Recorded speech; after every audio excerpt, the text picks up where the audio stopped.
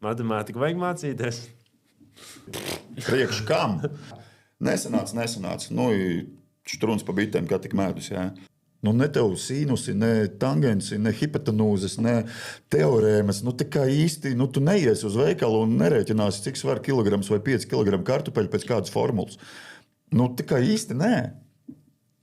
Bet tas ir stilīgi.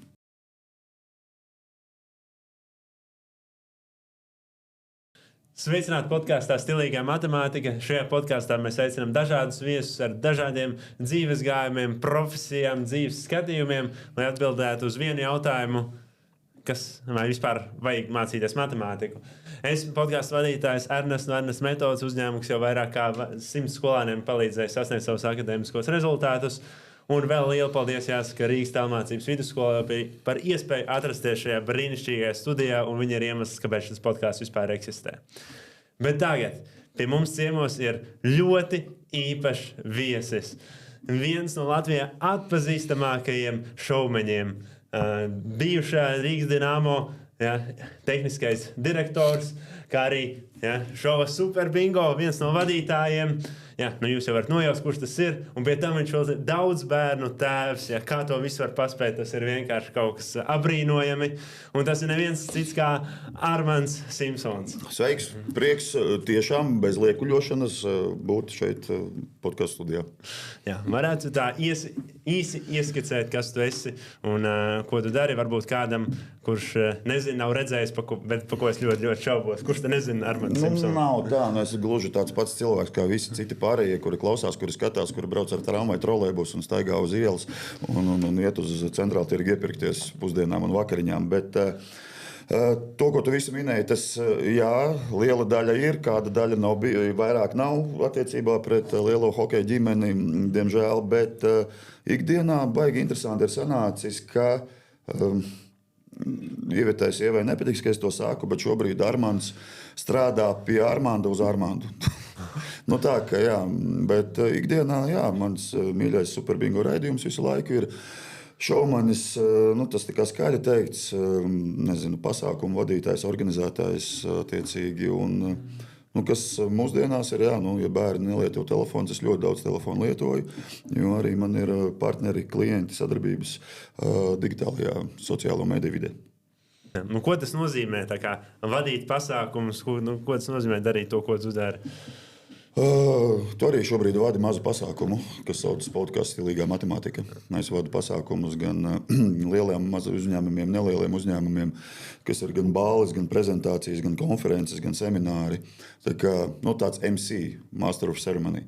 Kad cilvēks pie mikrofona un attiecīgi tad jau no koncepta izejot, attiecīgais pasākums iegūst savu burvību, vērtību, sākumu, izterzājumu un nobeigumu. Daudziem cilvēkiem varbūt no malas šķiet, ka sapņu darbs, tev tur samaksā milzīgu naudu, tu atnāc, tu ej visu laiku uz tusiņiem, vadi tusiņus, runā mikrofonā, kas varbūt vēl labāks. Pietiek tikai ar labu izskatu un harizmu? Jā. Viss ir easy game. Pilnīgi tieši kā tu sāki. Atnāc kaut ko pavāvaļo mikrofonā, vienkārši tur labi uzvelc sev tīru krēklu, jaunu uzvalku un saņem baigo pīķi. Tieši tā tas ir. Ir vienkāršākais darbs pasaulē. Protams, ka tas tā nav. Tas, ka tā liekas, tā var likties, bet tas prasa ļoti un ļoti daudz, jo nevelti ir tas teiciens, ka monētai vienmēr ir divas puses, un maizei mēdz būt arī tāda rūgta un gan cieta garoziņa, bet katrs ir izvēlējies savu. Es esmu izvēlējies šo. Šobrīd mans darba instruments buksē. To tu dzirdi. Mana darba lāpsta ir mana balss. Bet, ņemot vērā visādus vīrusiņus un visu kaut ko, pie tā mēs strādājam. Un tas prasa patiesībā ļoti daudz. Es tagad negribu sūdzēties un negribu čīkstēt, lai man kāds žēlo, jo to es esmu izvēlējies. Neviens manā vietā to nav man iedevis. Es pats to visu esmu darījis, bet tev ir jārada, tev ir jādod, tev ir jāuzmundrina, jāuzbur, jāizsvilina. Un no tevis tas prasa ļoti daudz. Citreiz ir tā, tiešām ir bijis, ka es izēju uz smaidu, bet patiesībā es nesmaidu. mans ārējais kodols smaida, mana fasāde smaida, viņi nevar nesmaidīt. Mans iekšējais Armands vai tas skatuviskais Armands, viņš sprīdzina, bet tas iekšējais Armands, viņš nesmaida, viņam ir jāsaņemās, bet tās ir tās maskas, ko mēs uzliekam. Bet lielākoties man tas lielākais gandarījums ir par to, ka es daru to, kas man patīk, kas man izdodas un kas man pašam sagādā prieku. Un tas ir gluži tāpat, kā nav tādas nezūdamības teorijas vai enerģijas nezūdamības teorija. Tā enerģija kaut kur zūd un viņa kaut kur jāņem ir atpakaļ.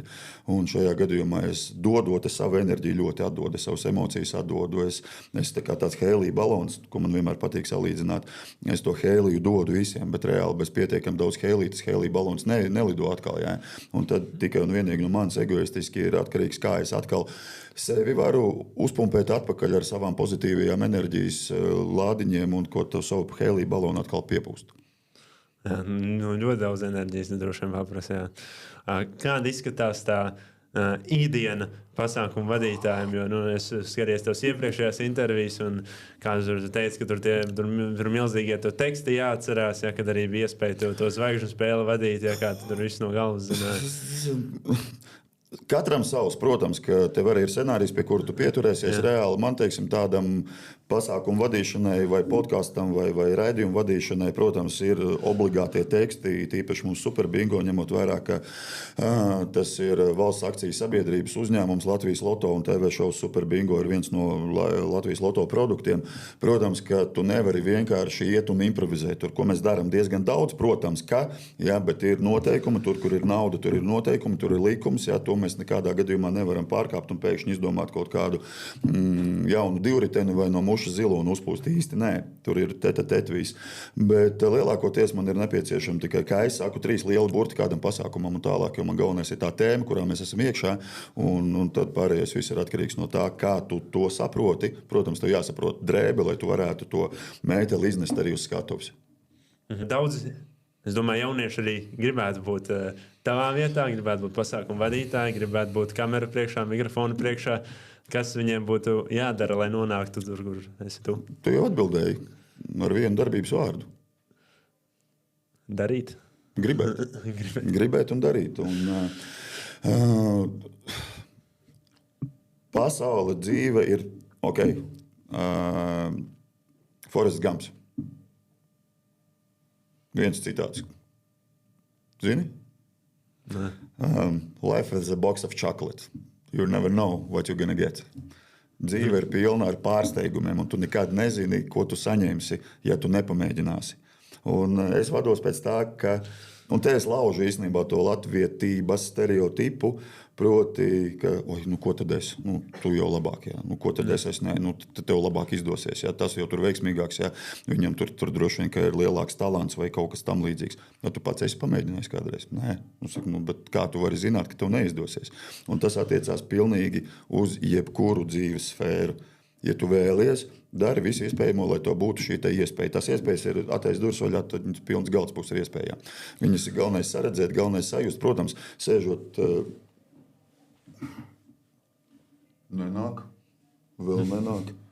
Laikam es neesmu vērts. Jā. Nē, to tomēr ir kaut kāda viena sava ķermeņa daļa, varbūt 2 ķermeņa daļas jāpakustina, lai kāda no iespējām tevi saredzētu, kāda no iespējām atnāk pie tevis. Es negribu teikt, ka tagad ķeraties klāt pilnīgi visam neiedomājamākajam. Ja tagad tu man piedāvātu, es nezinu, sagatavot kādu vidusskolēnu matemātikas eksāmenam 12. klasē, tādu iespēju es nepaņemšu, tāpēc, ka es apzinos, ka es īsti neesmu pietiekami talantīgi gudrs šajā sfērā, kas nav mana sfēra. Tā ir tava sfēra. Man ir vairākas sfēras, kas nav tavas sfēras. Ja? Un es saku, ka vienkārši nebaidīties, atkal vecais labais notrulinātais teiciens, bet ja tu nenokritīsi, tu nepiecelsies, tu vienkārši ies tālāk. Un ja tu neapdedzināsies, tu nesapratīsi, kurā vietā tos pirkstus nebāzt iekšā, un ja tev netiks apcirsts spārni, tu nezināsi, kā lidot. Jā. Bieži arī intervijās bija tas daudz komentē par to veiksmi, ja, kad daudz cilvēku runā par veiksmi, un tev ir kaut kāds savādāks skatījums uz to veiksmi. Dzīvē veiksme ir nepieciešama, viennozīmīgi. Es esmu absolūti totālākais sporta, veiksmes un talanta nepiekritējs.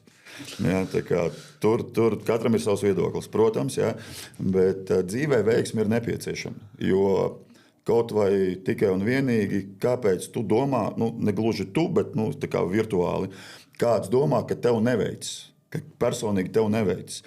Es pieturos pie šīs teorijas, ka mēs esam, ar mums notiek, un mēs esam tur, ko mēs domājam.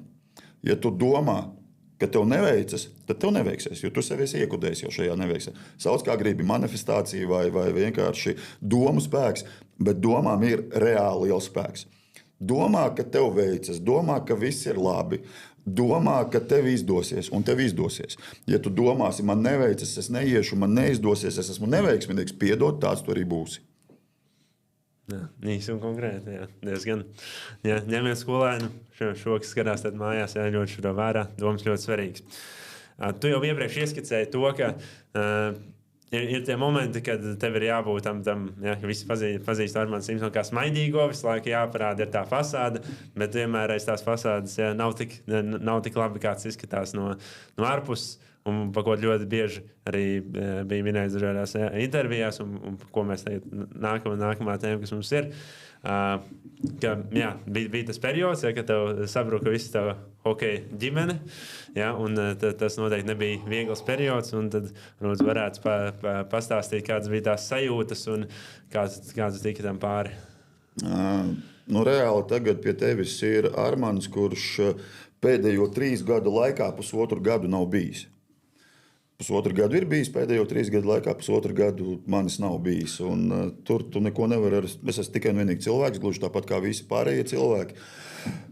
Ar savām problēmām, ar saviem tarakāniem, ar savām veiksmēm, ar savām neveiksmēm, ar savu mentālo veselību. Un te ir runa tikai un vienīgi par mentālo veselību. Šobrīd ir fiziskā veselība mazliet sašķobījusies, jūs to dzirdat. Uzreiz mēs ejam pie doktora. Pārbaudāmies. Es esmu uztaisījis asins analīzes, lai noskaidrotu, kas man pa vīrusu ir pielipis. Ja būs vīrus, tad es iešu pie doktora. Doktors man izrakstīs zāles. Ja būs antibiotikas jālieto, es lietošu antibiotikas. Es rūpēšos par savu fizisko veselību. Jo šobrīd es jūtu, ka kaut kas nav tā, kā vajadzētu būt. Gluži tas pats ir attiecināms uz mentālo veselību. Mums arī jārūpējās par sevi mentāli. Mēs izdegam ļoti daudz. It īpaši es negribu teikt apgalvojumu formātā, bet skolā skolēni, skolā skolotāji izdeg tikai un vienīgi tāpēc, ka visiem ir uzliktas ļoti augstas latiņas, arī tā skaitā matemātikā. Ka ir jāsaprot, ja tu nesaproti, tu ej pie tevis, tu paliec pēc stundām, tu lasi mājas darbus, risini mājas darbus, tu mēģini, ja tu vēlies to darīt. Protams, ka tas prasa ļoti daudz enerģijas. Ir tīpaši es abrīnoju tiešām visu cepuri nost visu skolotāju priekšā, ja, kuri rūpējas par mūsu nākamo paudzi, un tiešām jaunieši esat gan apzinīgi un saprātīgi. Šobrīd tas viss notiek jums par brīvu. Jūs ejat uz skolu, un jūsu cietais disks tiek uzpildīts ar neatsveramu degvielu, kas ir zināšanas, un tās ir par brīvu. Kāpēc? Lai jūs atteiktos ņemt kaut ko par brīvu, ko jūs varētu vēl vairāk uzķūnēt, žargonu valodā runājot, pēc tam jau atverot durvis lielajai dzīvei. Viennozīmīgi noteikti. Bet ir viens bet. Es varu, es iešu, es darīšu, es teikšu nē, es teikšu jā. Šādi tad novad pie tā, pie kā mani šis te visu varenais Simpsons novedis. Ja? Tas ir neapzināti, protams. Sabruka mentālā veselība. Kā tas notiek, to es negribu novēlēt pilnīgi nevienam, tāpēc, ka tajā brīdī tu absolūti nesaproti, kas ar tevi notiek. Tu neko negribi, tu neko nevari, tev nekas nepatīk, tu nevienam neesi vajadzīgs. Tā domā tu. Tikai un vienīgi tu. Visiem, protams, tu esi vajadzīgs. Neviens tev neko sliktu nesaka. Tev liekas, ka uz tevi skatās kā uz slimnieku. To domāju tikai es. Un tā ir ļoti tāda dziļa, sarežģīta, grūta, smaga tēma, bet atkal jau Kaut kas nav labi. Ar kaklu nav labi, tikko es izstāstīju, un pie doktora saņemšu analīzes, ārstēšos. Es sapratu, ka kaut kas nav labi, es gāju pēc palīdzības. Jā, ir grūti pateikt, ka tur jāvar vaļā psihiatrijas, psihiatra durvis vai psihoterapeita durvis, ir jālieko antidepresanti. Bet manis nebija mierā ar to, ka manis nav, ne tikai sev, bet maniem tuvākajiem, sievai, bērniem, māsām, māmai, tētim, sievas mātei, maniem tuvākajiem draugiem manis nebija. Jūs to neredzējāt. 3 gadu laikā neviens to neredzēja. Bet man bija spīts, un to es arī šobrīd savai psihiatrei un psihoterapeitei saku, ka vismaz, ja es varu iedot vienu garšīgu konfekti Armandam, tad es viņu iedošu. Par ko? Par to, ka es gāju pēc palīdzības. Un to es arī jaunieši klausās, nebaidamies, ja kaut kas nav kārtībā, un jūs to sajūtīsiet, ja kaut kas nav kārtībā. Nav tagad jāskrien pie terapijas vai psihologa, pie katras mazākās kaut kādas sašķobīšanās. Nē, mierīgi izelpojam un runājam. Man ir liels viens mīnus, piedod, es tev esmu pārrunājis jau, ja? Bet es arī tajā brīdī, kad manis nebija, es runāju, es daudz runāju, visu laiku runāju, stāstīju tās sajūtas, kas nebija izstāstāmas. Es nezinu, ko es stāstīju, pilnīgāko vati stāstīju vai murgu stāstīju, ja? Bet bija cilvēki, kas to dzirdēja. Un kuri man palīdzēja, un kuri palīdz vēl joprojām šodien. Un ar to mentālo veselību ir gluži tāpat kā ar fizisko veselību. Mēs gribam izskatīties slaidi, mēs gribam it īpaši jauniešu sešpakas. Mēs ejam pumpēt savu veselību sporta zālē, skrienam, sportojam. Par savu mentālo veselību ir jārūpējās katru dienu, regulāri, gluži tāpat kā par fizisko veselību. Protams, ka mēs lielākoties ejam pēc speciālistiem tad, kad mums mentālā veselība ir sabrukusi, ka mēs nesaprotam, kas notiek, lai mūs tagad samīci kā plastelīna figūriņa atpakaļ. Tas ir ļoti sarežģīts process. Jo tajā brīdī tu esi kā puzli, kur ir izmētāta ne tikai pa šo galdu, ne tikai pa šo kabinetu, pa visu māju. Un tad ir nepieciešams kāds, kurš saprot, kas ar tevi notiek, un šo puzles gabaliņu liek kopā. Tā kā par mentālo es bez uzspiešanas, bet ļoti silti iesaku vienkārši arī rūpēties tad, kad jums ir labi. Pumpēt mentālās veselības muskuļus. Lai jūs saprastu, ko darīt brīdī, nedod Dievs, ka kaut kas sabrūk. Kā notiek tā mentālās veselības pumpēšana? Šobrīd es saku, ka es jūtos nevis labi, superīgi, forši, kolosāli. Es saku, ka es jūtos labāk, un pie tā es strādāju. Pie tā es strādāju ar 2 doktoriem. Man ir katru nedēļu sava terapija. It kā es varētu neiet šobrīd, it kā es varētu nelietot arī antidepresantus šobrīd, bet tas ir mans ārstēšanās process. Tas ir mans mentālās veselības muskuļu pumpēšanas process. Jo negribu nevienu biedēt, arī mani tā kā īsti nebiedē, bet šobrīd mēs runājam par depresiju kā tādu. Ja? Un tā depresija nav izdomāta, viņa ir īstenībā. Ja? Ja agrākos laikos tas bija, tā kā, piedodiet par izteicienu, veceņu izdomāta slimība, lai pačīkstētu kādam vai savā starpā vecenis pačīkstētu sievietes. Tad, diemžēl man ir jāatzīst, un ticiet man, ka tā ir īsta padarīšana, un nenovēlu savam ļaunākajam ienaidniekam, kaut gan man tādu nav, nekad mūžā ar kaut tādu saskarties. Jā, jauniešiem, es domāju, tas ir ļoti aktuāli. Tīpaši, ja sanāk izgāzties kādā iestāju eksāmenā. Protams, tas ir stress, tas ir papildus stress, gatavojoties. Tas ir vēl papildus stress, ja kaut kas nesanāk. Tā ir sevis nosodīšana, tas ir latiņu likšana, attiecīgi savu mērķu uzstādīšana un sevis sodīšana par to, ka tas mērķis nav sasniegts. Tas ir tīri dabisks process. Mēs nevaram vienkārši abstrahēties no tā, ka nesanāca. Štruns pa bitēm, kā tik mēdus. Ja? Īsti nē, mēs pārdzīvojam. Tātad mēs esam dzīvi. Ja? Mēs nervozējam, mēs esam dzīvi.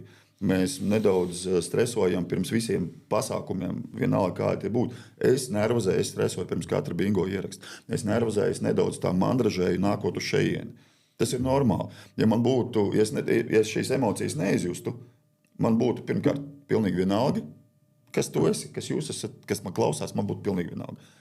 Man tā nav. Man ir svarīgi. Ja? Vai manis nebūtu vienkārši. Jā, to arī mums arī bija psihologi ciemos. Jā, un to arī sfērā, ka pieņemt, ka tā būs. Jā, nāk tas eksāmens, jā, es satraukšos, jā, būs stress. Jā, un tas viss būs. Un pieņem, ka tā ir daļa no tā. Jā. Daļa no procesa. Un tam šobrīd es varu sagatavoties. Es zinu, kā to darīt.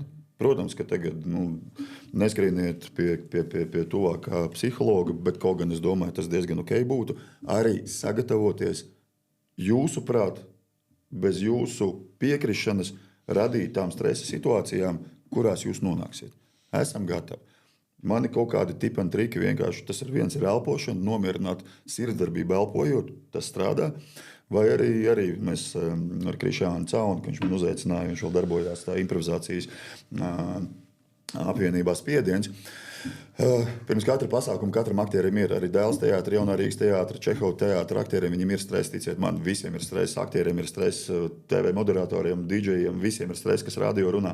Un tad bija tā, ka tas tiešām strādā, un to es izmantoju diezgan bieži, ka tu ķermeni pirms kaut kā nozīmīga vienkārši tā, ka sasprints, tā kā stingrāk nekā klīns. Tā kā bišķiņ pats vēl. Ejam. Labs, pirms iet eksāmenēs. Rītīgs sāsprint, visus muskuļus, visas locītavas, visas saites. Palaid vaļā. Jūra nomierinājusies. Ejam tālāk. Labs. Šis kaut kas jauns. Šito es neesmu dzirdējis iepriekšējās intervijās. Kaut kāds bonusiņš speciāli šim podkastam. Jā. Pieskārāmies mēs arī tai sadegšanai. Bet jauniešiem arī svarīgi tajā sākuma posmā izsisties tajā karjerā un tad tikt, kur vajag, kā tas sabalansē to skrējienu pēc saviem karjeras mērķiem, bet tajā pašā laikā nepārspīlēt un tad tā lai neiekrītam atkal otrajā grāvī. Es domāju, tas ir neiespējami.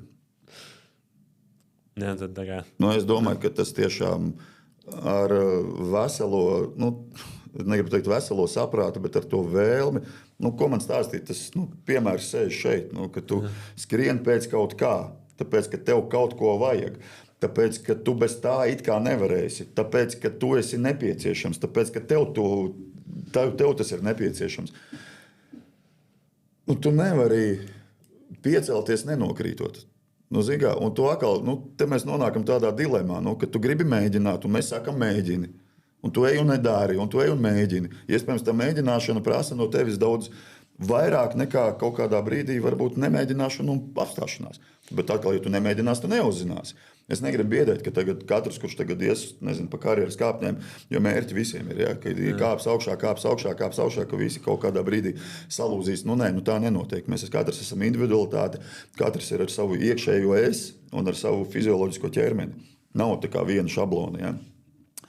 Bet es saku, ka jāieklausās, atkal jocīgi skanēs, ieklausieties sevi. Jūsu ķermenis ir jūsu lielākais skolotājs.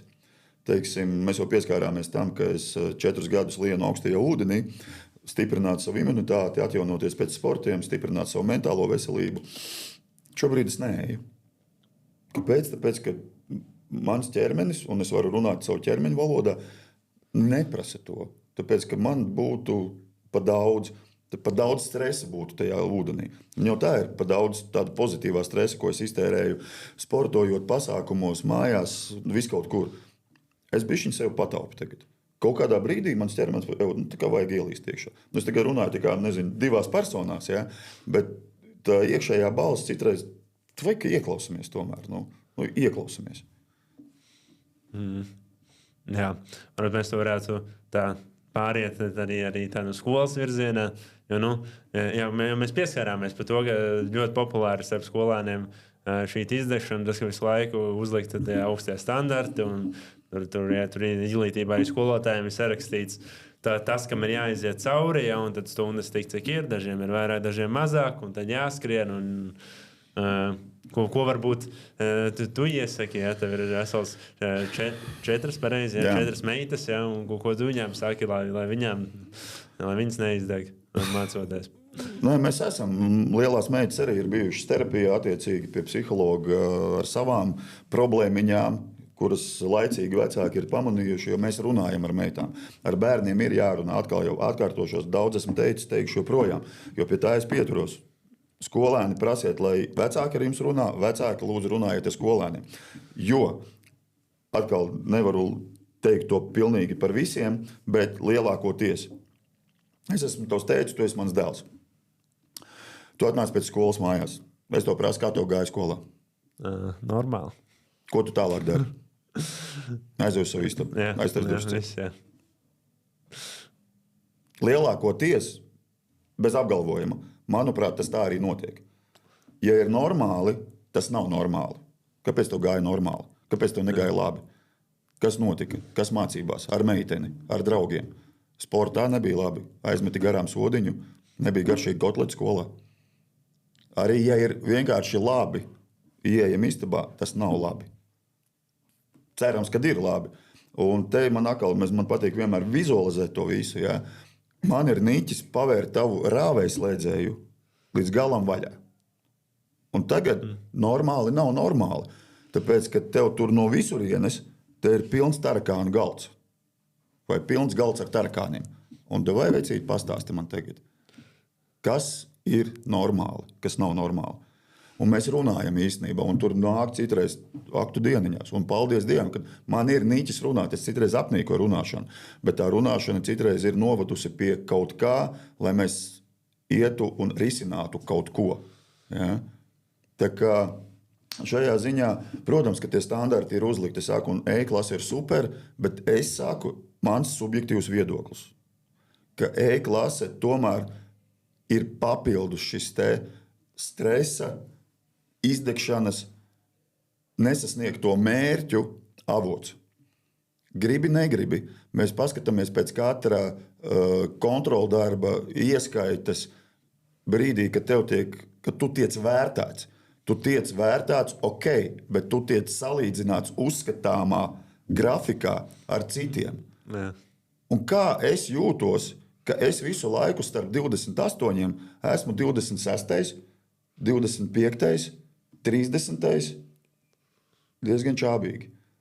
Un man tajos 11 gados nav tik spēcīgs ego vai tik spēcīga pašapziņa kā šodien 45 gados. Loģiski, ka es pārdzīvoju, un man nesanāk, un man nav ar ko parunāt. Un tad es atnāku mājās un tētim pasaku, normāli. Un turu krustiņus pirkstā, lai tētis nepaskatītos E-klasi. Tāpēc, ka atkal jau nesaku par visiem. Kāpēc tu esi tur esi? Atkal neizpildīji mājas darbus. Tu skolā nesaproti neko. Kāpēc tu neklausies skolotāju? Tie, kas ir pirmajās vietās, Dievs dod, lūdzu, neesat vīzdenīgi un snobi, tā nav sacensība. Tas ir zināšanu līmenis, kas katram ir atšķirīgs, kas katram ir ar lieliem burtiem ir atšķirīgs. Nav nekādu tiesību pirmajiem nonīcināt pēdējos. Pirmajiem šajā gadījumā, es saku, bez pienākuma apziņas būtu tikai jāpalīdz tiem, kuri netiek līdzi. Protams, kad viss kaut kā ir, vietu sadalījums var būt dažādāks. Vietu sadalījumam var būt dažādākie iemesli. Vienkārši nesaprašana, vienkārši gaišāka galva, vienkārši tumšāka galva, vienkārši laika aizņemtība vai vienkārši vienaldzība. Arī tas ir rezultāts. Bet mēs nekad nezinām. Un mūsu ģimenē, teiksim, viennozīmīgi, es neesmu pie meitenēm sēdējis. Man Patricija ir 11. klasē, Emīja ir 10. klasē, Heidija ir 6. klasē un Oģija vēl bērndārznieks. Es ne pie vienas meitas mūžā neesmu sēdējis, lai pārbaudītu, vai mājas darbi ir izpildīti. Mums ir vienošanās mājās. Tētim ir darbs, mammai ir darbs. Lielajām meitām arī ir darbs, un tā ir skola. Jūs pašas esat atbildīgas par darba rezultātu. Ja gadījumā jums ir nepieciešama palīdzība jūsu darbā, jūs nāciet un prasiet. Mēs nezinām. Un tāda mums komunikācija notiek.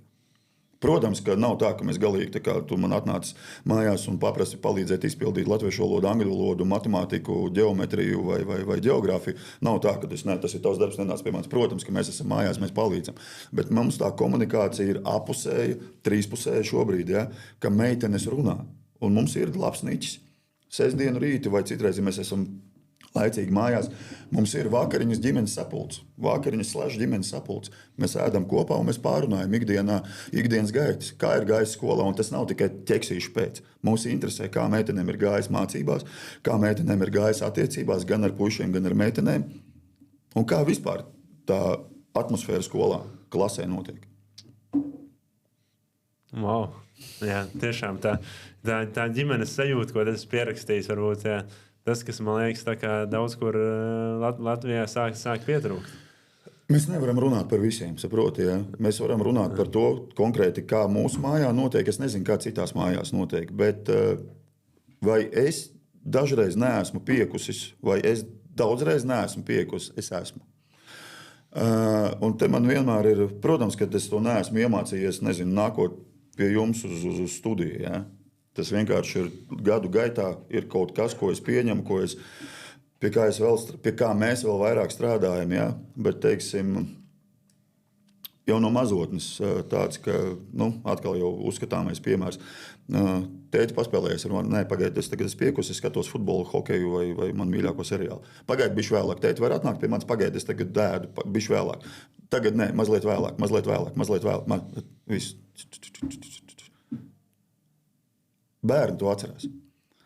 Tikko Patricijai 18-gadīgajai bija 7 gadi tik Audrijai. Un man arī tāds labs piemērs ar īstenībā bišķiņ, tā kā būs manā dārziņā akmens.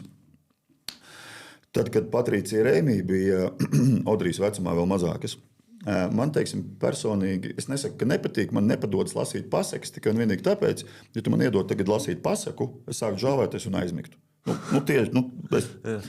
Man patika izdomāt pasakas.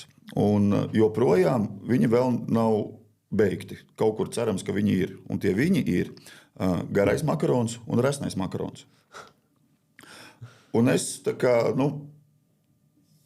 flowā, straumē izdomāju pasakas par garo makaronu un resno makaronu. Meitenes gaidīja katru vakaru lielās, kad, kas notiek tālāk, kur viņš šobrīd ir. Es saku, stop, tagad makaroni ir kaut kādā tur salā, kur viņi vāc gumiju, lai uztaisītu hokeja ripas, jo viņam ir hokeja spēle, bet tagad ejam gulēt. Un tā mēs stāstījām. Un vienā brīdī tētim piezagāts, tad es tagad nezinu, kur tie makaroni ir, davai rītdien. Davai parītdien, davai es parītdien. Šodien meitenēm ir 18 un 16 gadi. Makaroni cerams, ka kaut kur laivo lielajā okeānā, un viņi kaut kur nav sasniedzami GPS signālā. Man Ēmija pirms neilga laika, un tas nebija tā kā mēs par to nebijām runājuši, viņas nav aizmirsušas. Ēmija 16, mana skaistā Tīna. Tēti, kur ir garais makarons un resnais makarons? Man vienkārši tā, ka, zini, kā tev paņem vienkārši. Tas bija man asaras acīs reāli, viņas nav aizmirsušas. Un tagad Heidija un arī Audrija, es viņam teiktu, meitenes lūdzu māsām, spiediet mani to darīt. Es ar lielāko prieku. Kāpēc pēkšņi parādījās šovakar? Nē, man nav idejas, kur viņi ir. Ko tu te vari muldēt ar mani? Tu vienkārši izdarīji to, ko es saku, lūdzu nedariet. Atkal jau vienīgie, kuri atcerēsies, ka tētis un mamma ļoti intensīvi, aizņemti un ilgi strādāja, lai pelnītu naudiņu, būs jūsu mazie bērni, kuri vienā brīdī vairs nebūs maziņi, un kuriem garais makarons un resnais makarons vairs nebūs aktuāli. Skaisti. Tāds smuks, tāds klusuma moments, jā. Un tā ir tīrākā patiesība. Jā. Man iedeva motivāciju šovakar atrast pēc GPS signāla, kur ir resnais makarons un garais makarons, un Audrija iesēdināt viņu laivā ar Heidiju, un mēs paceļosim atkal kaut kur. Jā, var redzēt, kur runāšanas profesionāls, jā, tā ļoti visaptveroši, aizkustinoši, skaisti. Jā. Bet tā ir dzīve, un atkal bez nekādiem pārmetumiem, pilnīgi nevienam vecākam, nevienai mammai, nevienam tētim, bet tā ir. Mēs citreiz arī ar lielajām, es tagad lielās biju vienā dienā aizgājuši šopingā, viņas uz teātri bija aizbraukuši. Protams, ka smuks meitenes uztaisa selfiju teātri, ieliek nopustē, Instagramā es paskatos, un es arī pārpustēs uzrakstu mēģus, pa kuru laiku. Reāli, pieaugušas meitenes jau, tikko bija sīkpieržu maziņi, tikko no dzemdību nama vedām, tikko man pakaļu viņām vajadzēja slaucīt un pampers mainīt, jā. Un nav tā, ka tas pēkšņi, ka tas ir tā, ka jūs esat maziņš, jūs tagad esat liels. Loģiski ir pagājuši jau 18 gadi, kopš vecākās meitas piedzimšanas. 18 gadi ir bijuši un būs vēl turpmāk krāsaini, piedzīvojumiem bagāti. Bet tas laiks iet, tas laiks rīt, lūdzu. Es saku, izmantojam to laiku un dzīvojam arī, ja vajag, pamodinam savu inner child, pamodinam savu iekšējo bērnu. Viņam nekur nevajadzētu aiziet tālu projām. Ļaujiet, lai jums matos iepina rozā lēntus un uzkrāso meitenes arī make-up un manikīru uztais. No.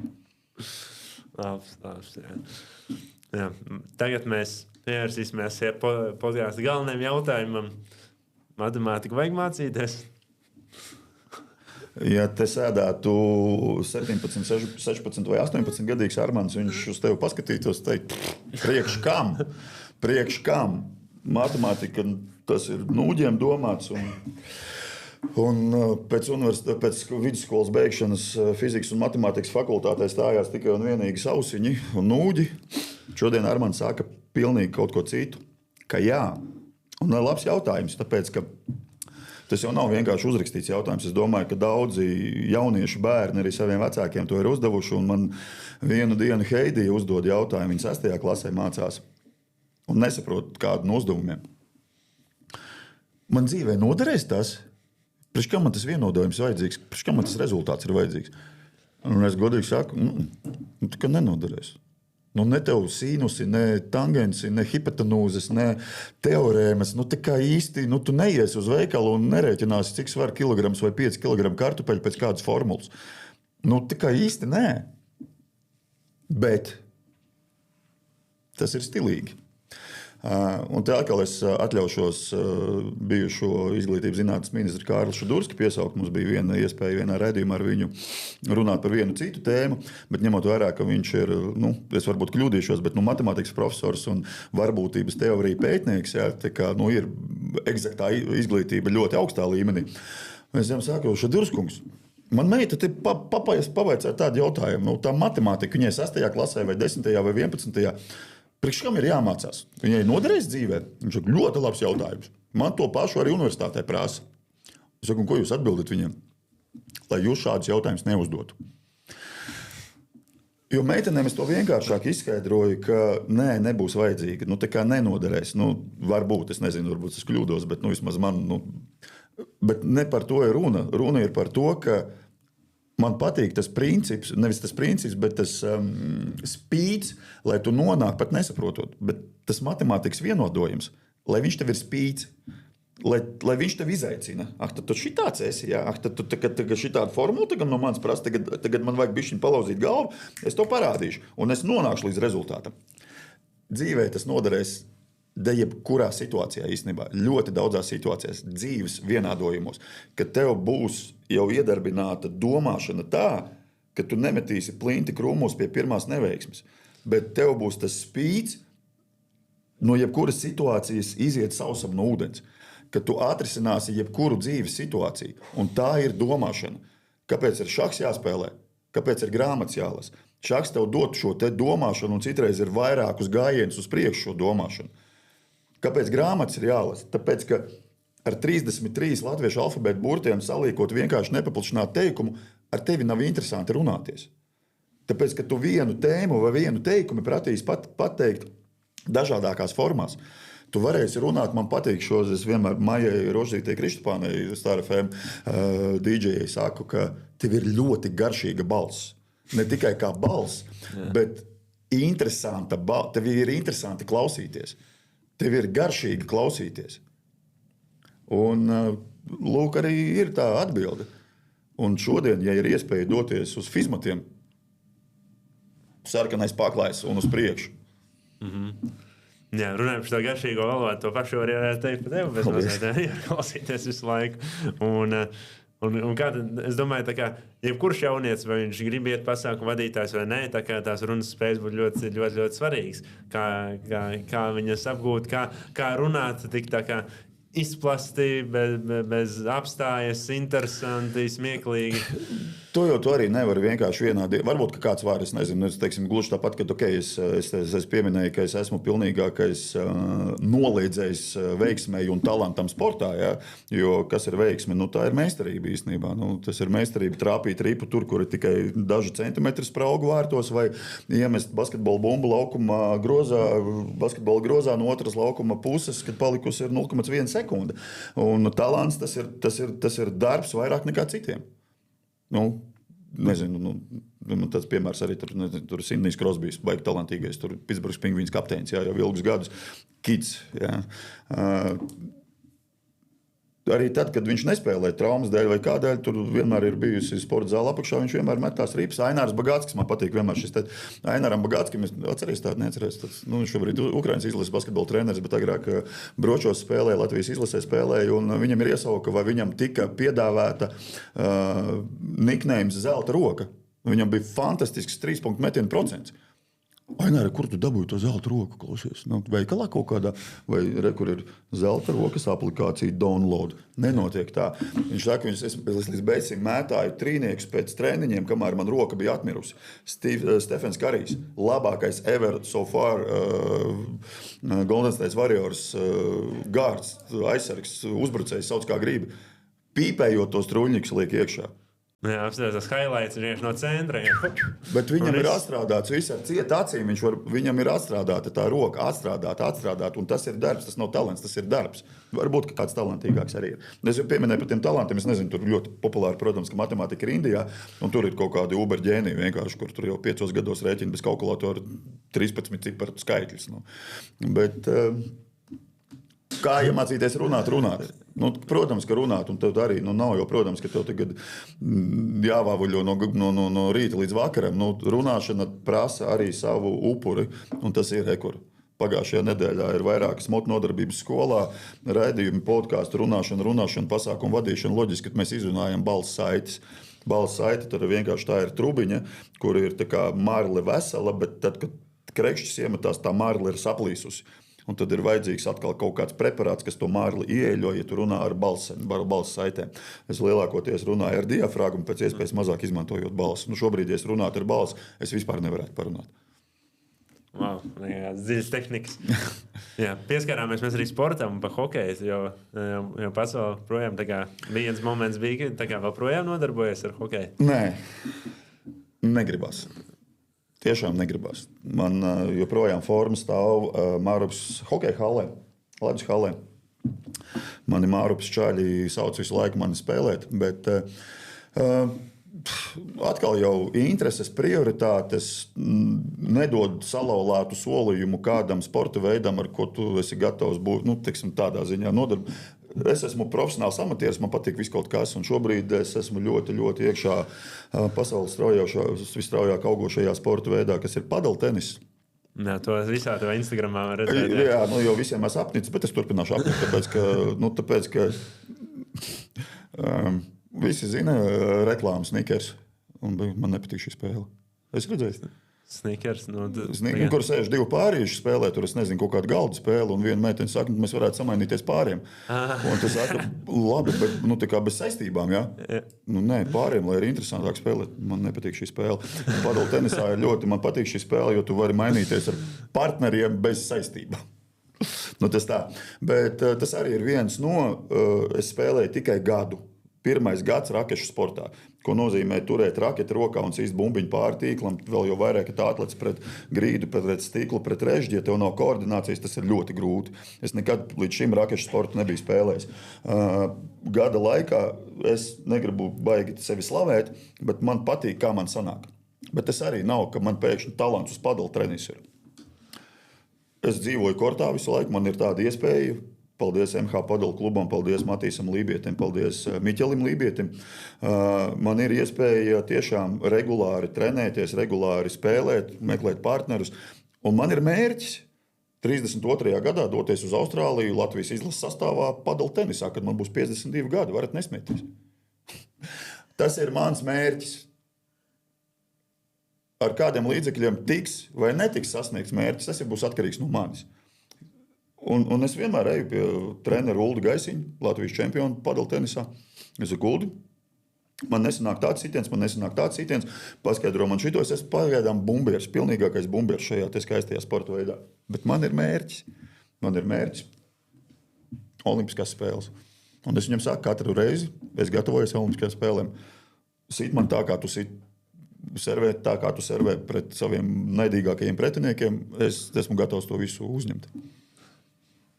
Jā, padeltenis. Ja. Es redzēju tos video, un tāds tenis tikai pieejamāks ir pārējiem, tāpēc, ka nav jāskrien milzīgas distances, nav tik liels laukums. Tie ir mīti stereotipi, par ko tu runā tagad. Jā. Kā varētu salīdzināt padeltenisu ar... Nē, tas ir tenis būrī. Tas ir tenis būrī, bet nevis ar tenisa raketēm, bet ar tenisa panām. Bez stīgām. Un starp citu, kāpēc ir jāmācās matemātika, vai šajā gadījumā es vairāk pieskartos ģeometrijai? Tāpēc, ka tad jūs labāk varēsiet orientēties padeltenis laukumā. Ar kādu leņķi, fizika, ar kādu spēku griežās bumbiņa, atlec bumbiņa, un ar kādu leņķi, no kuras stīkla stūra atlec bumbiņa. Goda vārds. Tā ir ģeometrija, tā ir eksakta spēle. Tur varbūt tiešām nav tik daudz jāskrien kā lielajā tenisā, bet tā ir prāta spēle. Šajā podkastā es neteikšu, kā es salīdzinu padeltenisu. Kādā citā pastāstīšu. Jā, daudz domāju, ka tas matemātikas pielietojums parādīsies, ka tur skaidri, ka tur jārēķina kaut kas, bet tīri tādā fundamentālā principu veidā, ja tā matemātika parādās. Ja padeltenisā tā nav precīzi jāzina, kāds ir bumbiņas ātrums un cik ātri viņa griežās, kāds ir leņķiskais ātrums. Tur nav laika to domāt, tur izrēķināt, tev jābūt refleksam, ka tu momentāli jau zini. Es saku, un ir īpaši tas bumbiņas lidojuma un acitiena leņķis pret stīklu, kur viņi izleks. Protams, ka tu vari tādu vienādojumu šobrīd sastādīt. Ja? Kaut kādu rezultātu tu man iedosi, ja? Kas stāvi attiecīgi 10x20 laukumā tieši šajā te kvadrātmetra punktā un gaidi, kad bumbiņa atliks tev no stīkla, ja viņa lidos ar ātrumu 75 km/h, bet ja lidos 30 km/h, pakāpies soli atpakaļ. Nav laika to izdomāt loģiski. Bet ir tā, ka interesanti tu būtu tādu matemātisko vienādojumu kādai padelspēlei uztaisīt. Un varbūt nobeigumā, ko no tevis var sagaidīt nākotnē? Zini kā, es nevienam neko nesolu. To gan es esmu iemācījies izdarīt, bet es mēģinu. Un man nevienam nekas nav baigi jāapsola vai jāparāda vai jāpierāda. Es tev uzdošu vienu jautājumu. Un tagad tie, kuri klausās, varbūt pirms tu atbildēsi, atbildiet arī jūs uz šo te jautājumu. Nosauc man 3. Oi. Ko tu visvairāk mīli? Tas var būt jebkās cilvēki, priekšmeti, darbības, hobiji, īpašības. Tā, skolēni. Uzrakstiet sev uz papīra vai vienkārši galvā pasakiet, un tad salīdzināsim atbildes. Un tad es atbildēšu uz tavu jautājumu, ko tu uzdevi man. Pirmais, kas nāk prātā, baigi bez domāšanas. 3, ko tu visvairāk mīli? Numur 1. Vai sāc no 3? No 3? Vienalga. Labi. Numur 1. Es teiktu matemātika. Jā, numur 2. Es teiktu, tā ir mana ģimene. Numur 3. Biznesa. Kā tevi sauc? Ernests. Kur tavā mīlestības skalā ir palicis Ernests?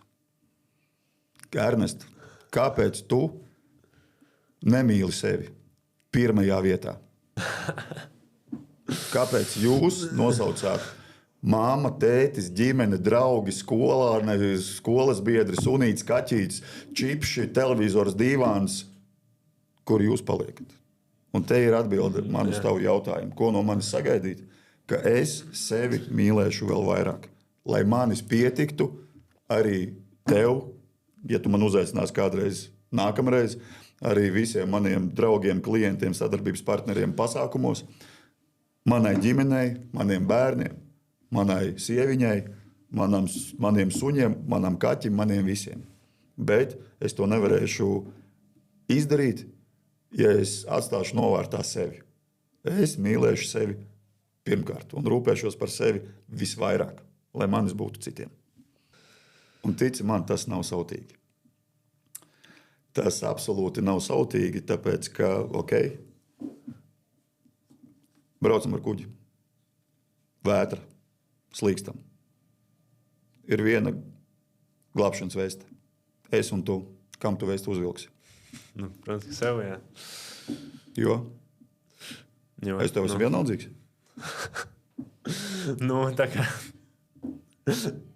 Man ir tā izvēles, pirmais bija pie vestas. Un tu tā kā visu laiku slīkst. Bet tā kā, dilēma, jā. Nē, es tev pilnīgi piekrītu. Jā. Tev vesti ir jāuzvelk pirmajam. Jā. Jo, ja es uzvilkšu vesti, tu nezini, vai es tevi izglābšu. Jā. Jā. Bet, ja tu uzvilksi vesti, tev būs iespēja izglābt gan sevi, gan mani. Jā, tāpēc ir divas lidmašīnās pasaka no sākuma sev un tad bērnam. Jā, Un tāpēc Ernsts un visi mīlēt sevi nav sautīgi. Mīlēt sevi ir ļoti pareizi.